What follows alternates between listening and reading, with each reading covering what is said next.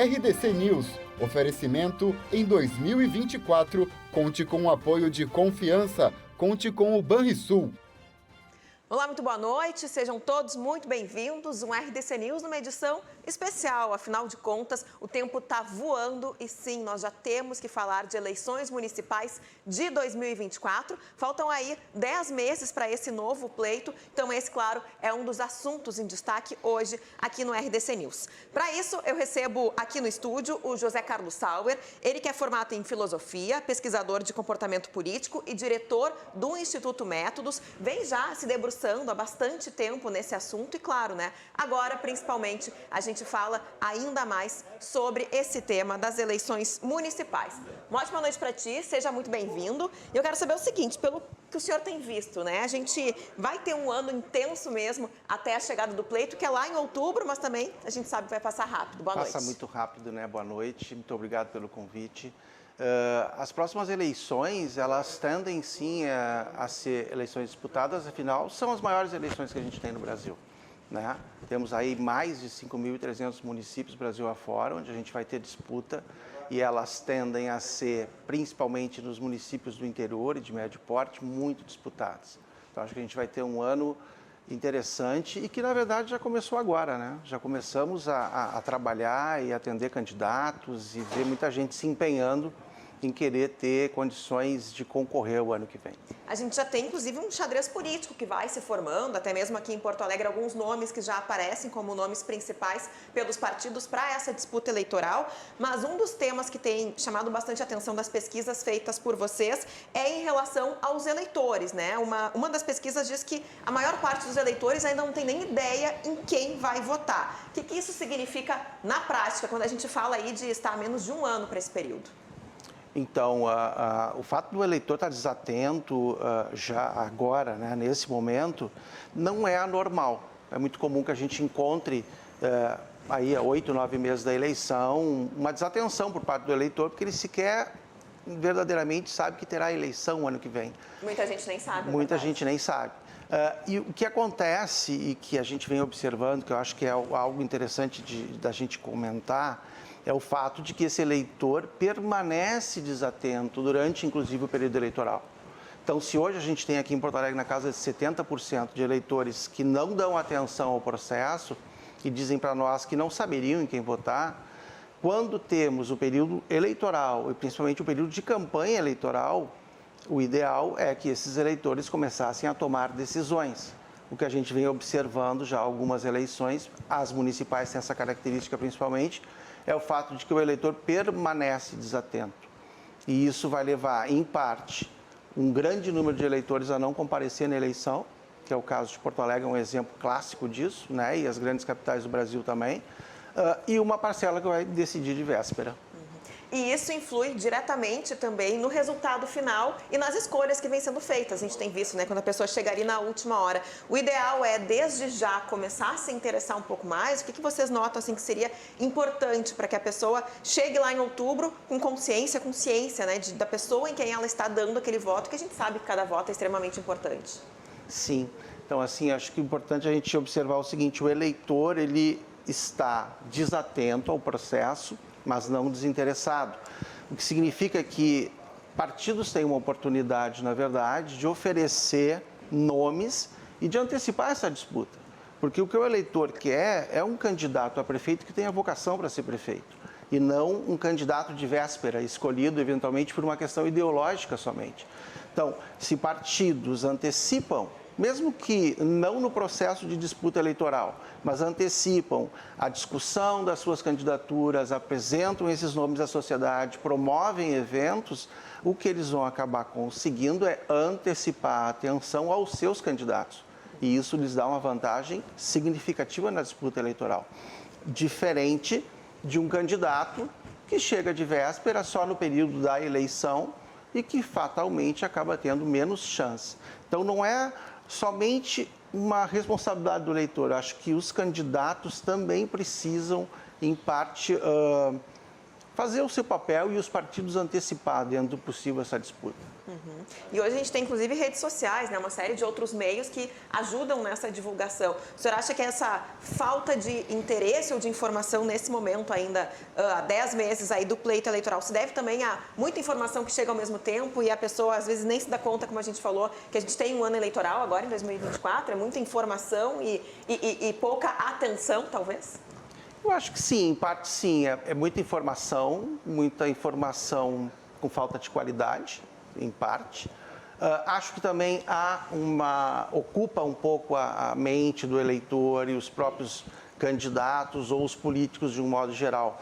Questões nacionais, portanto, não está se falando da disputa local, mas, em parte, eu entendo que se o eleitor está disponível a esses canais de informação, o que é necessário é que partidos e candidatos consigam trazer algo de qualidade para que eles possam observar e, principalmente, falem da realidade dos seus municípios. Falar sobre o aspecto ideológico, só de uma disputa nós contra eles, não chama a atenção do eleitor neste momento.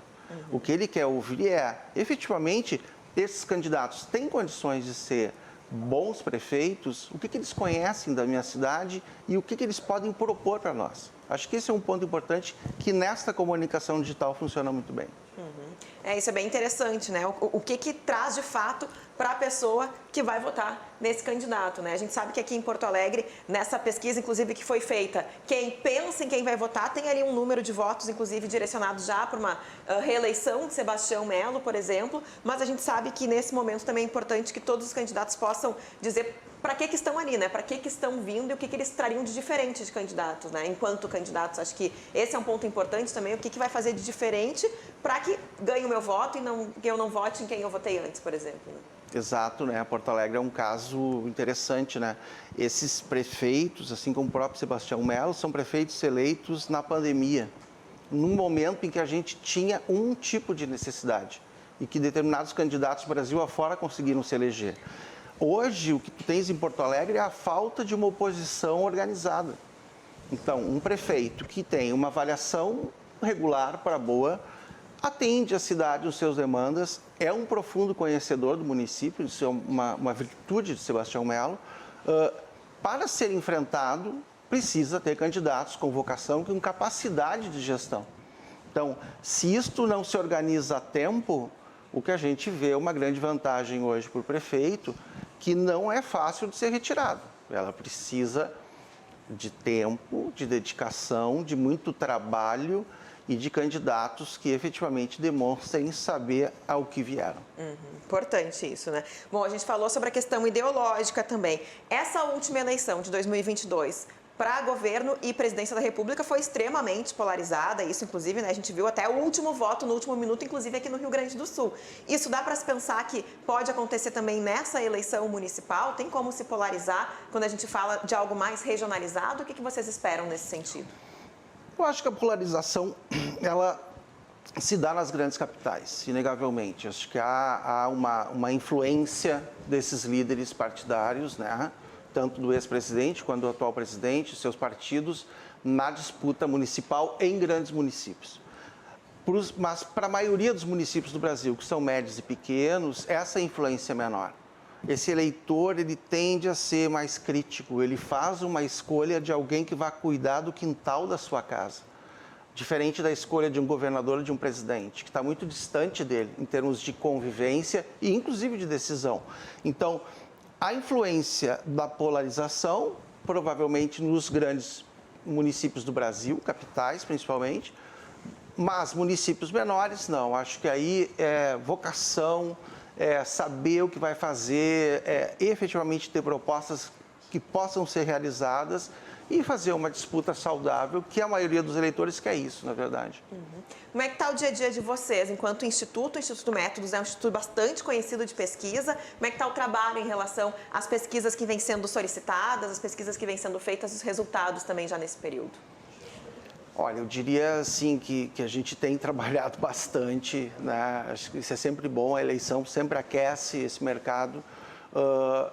Eu observo que tem, sim, prefeitos e tem candidatos, partidos tentando antecipar, tentando conhecer melhor o eleitor que vai, enfim, ser aquele que vai decidir a eleição no seu município, tem se dedicado a entender um pouco o comportamento desse eleitor e trabalhado nesse sentido. Então, assim, a gente percorre o Brasil em vários estados e tem candidatos compreendendo que não podem deixar a disputa somente para o período eleitoral. Tem que trabalhar antes e se organizar. Então, assim, está sendo, eu acho, valioso esse período do ano ainda. E qual a dica para a gente, né, já ir se encaminhando para no final do nosso bate-papo, para quem quer chegar tendo consciência do seu voto lá em outubro? Você já falou aí algumas coisas que é importante acompanhar, se informar, mas o que é imprescindível para que a pessoa tenha essa consciência, né, tão importante nesse momento? Carol, principalmente assim, conhecer os seus candidatos, né? O eleitor, ele sempre nos indica que procura os canais oficiais para conhecer os seus candidatos. Eu acho que assistir entrevistas, a RDC tem este exemplo, eu sempre elogio vocês nesse sentido, de promover debate, promover entrevistas, ir a campo, entender o eleitor. Eu acho que este é um meio que ele utiliza. As redes sociais existem, mas não são determinantes de voto, né? Elas muitas vezes mobilizam emoções, eu diria, né? Mas não algo promovido pela razão. Então, acho que assim, o eleitor que nos acompanha pode conhecer os seus candidatos desde já, à medida que eles vão se apresentando, pode procurá-los pessoalmente, pode conhecer seus projetos, enfim, entender um pouco o que ele vem a propor. E tomar uma consciência maior para o dia da eleição, que eu acho que é o que é mais valioso para todos nós. E acho que vale a gente destacar ainda antes da gente encerrar, lembrando que a gente teve muita fake news em todo o último período eleitoral. De fato, que a gente lembre disso, né? Sempre verifique a veracidade da informação, como você bem disse, para que a gente não tenha essa disseminação de fake news mais uma vez, né? Exatamente. E é importante, o eleitor faz isso. Ele vai checar a informação.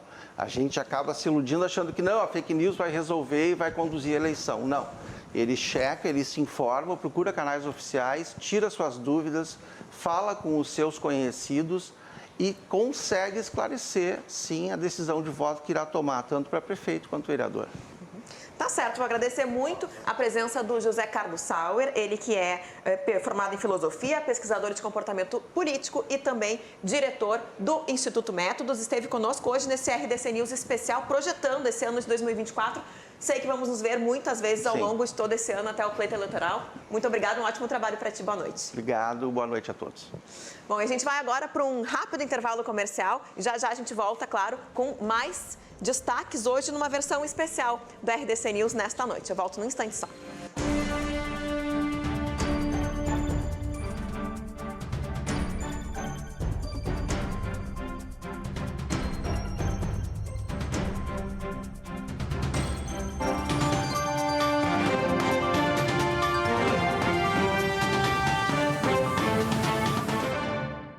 RDC News especial, né? A gente vai sempre terminando o ano e pensando o que a gente fez, o que a gente pretende fazer no próximo ano. E claro que não tem como não falarmos de dinheiro nessa época, né? Tão importante, nos ajuda em muita coisa, não é o essencial na vida, mas a gente sabe que é importante para a gente conseguir fazer o que a gente quer. Para isso, eu vou conversar agora com o Everton Lopes, ele que é economista, seguidamente nos acompanha e conversa conosco aqui na RDC TV. E eu quero saber o seguinte, Everton, primeiro, boa noite, seja muito bem-vindo. Será que dá para a gente conseguir equilibrar as contas e não se endividar nessa época do ano que tem compra de Natal, tem festa de fim de ano, aí já vira o ano, um monte de conta para pagar? Tem como fechar essa conta? Bem-vindo. Ô, Carolina, boa noite a todos. Bom, claro que sim. A grande dificuldade das pessoas, Carolina, é exatamente que as pessoas acabam não vivendo a sua realidade financeira. Elas precisam viver, deixar de olhar para a grama do vizinho e cuidar da sua própria vida financeira. Este é o grande detalhe, precisa sim viver dentro da sua realidade.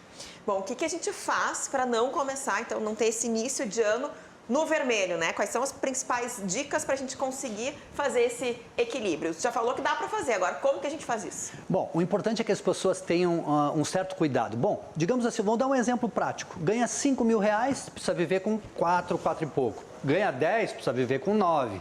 Ganha 3, precisa viver com 2. Ou seja, se a pessoa viver dentro da sua realidade financeira gastando menos do que se ganha, e aqui eu digo, são duas regras principais, né, das finanças pessoais. Gaste menos do que ganha, a regra número 1. E a regra número 2, jamais esqueça a regra número 1.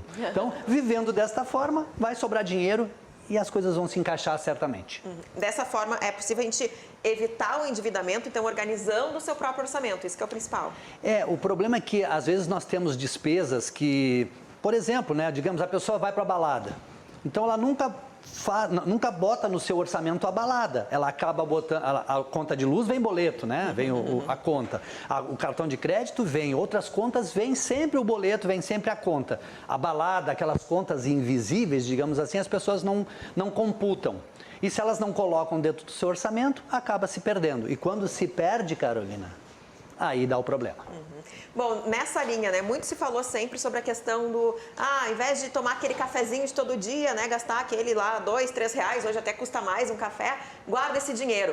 Ainda tem que se pensar assim ou dá para tomar o cafezinho sem guardar essas moedas, né? Dá para ter esses gostinhos da vida assim ou isso faz diferença no orçamento final? Muita gente fala disso. Então, isso é uma polêmica muito grande, mas assim, eu acho que a pessoa deve viver, eu tenho a certeza que a pessoa deve viver com qualidade de vida. E isso significa um cafezinho, por que não, né? Então, se a pessoa recebe o seu orçamento, o seu salário, o seu rendimento mensal, o que ela tem que fazer? Primeiro, ela deve se pagar primeiro, ou seja, né, o seu dízimo, digamos assim, ela pega lá, sei lá, 5%, 10%, 1%, aquilo que for mais confortável e coloca para investimentos para formar uma reserva de segurança. Após, começa a pagar as suas contas. E por que não o cafezinho? A pessoa não é cortando o cafezinho que a pessoa vai ficar mais rica ou mais pobre. Bom, então é um dos mitos, né, quando a gente fala de economia e dessas condições financeiras. O senhor fala muito também da questão da segurança financeira. O que é essa segurança financeira? Cada pessoa faz um cálculo diferente, quanto tem que ter, para quanto poder gastar, como é que funciona na prática? Então, a segurança financeira, que alguns chamam de reserva de emergência, ou eu chamo de reserva de segurança, porque reserva de emergência chama escassez, eu não gosto disso, então eu chamo de reserva de segurança. Bom, isso depende da sua empregabilidade. Se a pessoa tem uma boa empregabilidade, segurança, né, ela pode ter 6 vezes a sua renda mensal. Se for um profissional autônomo, por exemplo, ela pode chegar a 12 vezes. Agora, eu prezo e gosto muito mais, não necessariamente da independência financeira, que é 200, 300 vezes o que a gente ganha, muito longe de muita gente. Eu prefiro a tranquilidade financeira. O que seria a tranquilidade financeira? 50 vezes. Dá para chegar. Então, primeiro a reserva de segurança para emergências e para oportunidades. E depois a sua tranquilidade financeira. Bom, enquanto se tem essa segurança financeira, aquele dinheirinho, se é que sobra, né, um ou outro centavinho ali, alguns reais que sejam, dá para investir? Hoje se fala muito aqui, ao longo desse ano no RDC News, a gente falou muito também da questão de investimentos, como investir, onde investir. É possível e o senhor acha importante também fazer esse tipo de negócio? Não é só importante, é necessário, porque para formar reserva de segurança, reserva de oportunidade, para poder viver melhor lá na frente, precisa se viver dentro da sua realidade financeira, como eu falei. E para viver dentro da realidade financeira, tem que sobrar dinheiro. Sobrou dinheiro, dá para investir. Hoje, as pessoas dizem, tem alguns mitos que dizem, né, investir é para rico, investir não sei... Gente, tem investimentos de R$30, R$40, R$50. É pouco? Bom, se a pessoa fizer uma reflexão da seguinte forma, eu vou investir R$50, vai me dar alguns centavos no final do mês de rendimento, se for fundos de investimento imobiliário. É pouco? É pouco sim. Agora, é uma questão de reflexão. Será que vale a pena entrar nos juros do cheque especial que em 7 meses a dívida dobra? É a questão de escolhas, né? A vida é feita de escolhas, nas finanças não é diferente. Quando a gente fala de finanças também, né? Bom, a gente passou por mais um ano de altos e baixos na economia, né? Em relação à taxa Selic, inflação, todos esses índices aí que a gente pode falar. Qual é o cenário que a gente começa a desenhar para esse ano de 2024? Olha, eu vou dizer o seguinte, tá? Eu não vejo... eu estou já há 30 anos no mercado, quase 30 anos no mercado. Então, assim, eu não vi, por exemplo, pesquisas de SPC, Serasa, que não baixasse de 60% de endividados. Então, endividados tem há 30 anos que eu conheço. Seja a economia próspera ou não. Assim como existem as oportunidades também. Então, se as pessoas olharem para o seu quadrado e controlarem as suas finanças, certamente, né, certamente vai sobrar dinheiro e elas vão investir, independente de qual seja o mercado, qual seja a situação econômica do país. Estou conversando com o Everton Lopes, ele é economista, já lançou vários livros e eu estou com um aqui na mão, Everton. Pense cada segundo como um milionário, os 4 passos para dominar as suas finanças e o dinheiro. Quando a gente fala também daquela questão de autoajuda, né, que a mente pode nos auxiliar, se a gente pensar como, dá para chegar lá? O que diz esse teu livro? Exatamente. Ele trabalha um método, né, que eu chamo o método MORE, que é a mentalidade financeira. MORE, mais em inglês, né? MORE é mais em inglês. Então, mais dinheiro sobrando, mais tempo, mais qualidade de vida. Mas o que é o método? M é mentalidade financeira. O de objetivos e metas, precisamos ter. R de reorganização para investir e E de equilíbrio duradouro. Por que eu digo isso? Por que começa com a mentalidade, Carol? Por que isso? Porque a pessoa precisa pensar positivamente. Quando a gente começa a pensar, quando eu botei pense cada segundo como um milionário, você mas eu não sou milionário, a pessoa pode dizer, né? Não tem problema. Quer pensar como pobre? Vai ficar pior. Então, quando a gente começa a pensar positivo, a gente atrai coisas boas na vida da gente. E a gente começa a pensar, começa a olhar para o lado do investimento, começa a olhar para o lado do ganho e não para a hora do boleto. Eu sempre digo, eu prefiro ter, veja bem, eu prefiro ter preocupação financeira em saber onde eu vou investir o meu dinheiro do que eu ter aflições financeiras pensando em que boleto eu vou pagar amanhã. Por isso tem que pensar de forma diferente. Legal. E quando a gente fala, né, nesse pensamento e também onde investir o dinheiro, a gente fala muito também da questão da educação financeira hoje com as crianças. Eu, por exemplo, em casa já tenho 2 filhos, a minha filha tem um cofrinho, ela vai trocando aquelas moedinhas por dinheiro para saber onde é que ela vai guardar. É importante que a gente também coloque essa questão positiva na cabeça das crianças, né? Porque muitas vezes a gente fala assim, meu filho, isso não dá porque a mãe e o pai não têm dinheiro. Esse tipo de pensamento também, de alguma forma, pode interferir nessa juventude, né? Até porque exatamente lá lá nos primórdios, nos anos mais novinhos da gente, que a gente começa a botar na cabeça as coisas ruins. Então, se os pais realmente fizerem isso, não tem dinheiro, porque não sei o quê, por um motivo ou outro, a criança vai aprendendo, vai pensando que não pode fazer nada. Então, assim, educação financeira não é necessariamente mesada, necessariamente planejada. Educação financeira é comportamento. E ele segue o exemplo dos pais. Se os pais estiverem discutindo sobre dinheiro, estiverem reclamando que estão com dívidas, então assim, tem assunto que é para criança, tem assunto que não é para criança. E tudo tem o seu momento, tudo tem a sua razão de ser. Então, a educação financeira deve começar desde cedo? Sim, mas adequadamente a cada momento. Bom, a gente está num período que muita gente também está arrumando mala, está indo viajar. Viagem é um bom investimento? Para mim, é o melhor investimento. Mas tudo depende de um planejamento. A vida é um planejamento, né? As pessoas precisam se planejar. Não adianta chegar agora no final do ano e pensar assim, vou viajar, vai para onde? Guardou quanto? Comprou a passagem hoje para amanhã? Existem N chances de comprar passagem barata ou não, isso é outra coisa, né? Mas eu digo assim, se a pessoa planejar, tem gente assim, a pessoa que é assalariada, por exemplo, né? Ela ganha, sei lá, 3 mil, vou dar um exemplo bem rápido, 3 mil reais. Férias dela é 1/3, então é 1.000. Para onde ela vai? Eu quero ir para Paris, uma semana em Paris sai 10 mil, eu só tenho 1.000, planeja. Não precisa esse ano, pode ir daqui 3, 4, 5 anos. O sonho sempre tem que ser realizado, mas ele precisa ser planejado, senão ele não é concluído, não é realizado.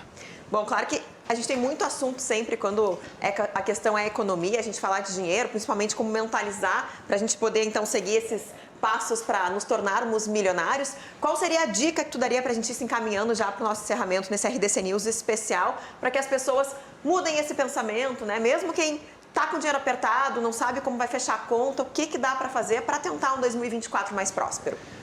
Eu acho o seguinte, né? A pessoa não deve não deve fazer comparações com ninguém.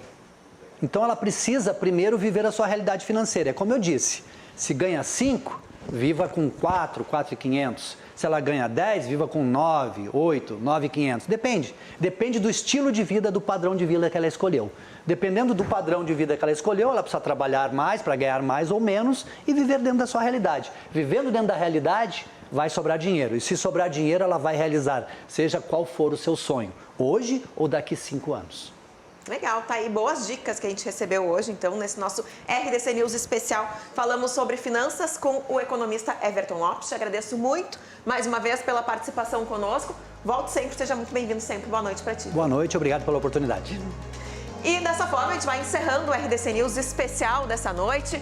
Se cuida, uma ótima noite para você e a gente se encontra. Até mais. Tchau, tchau.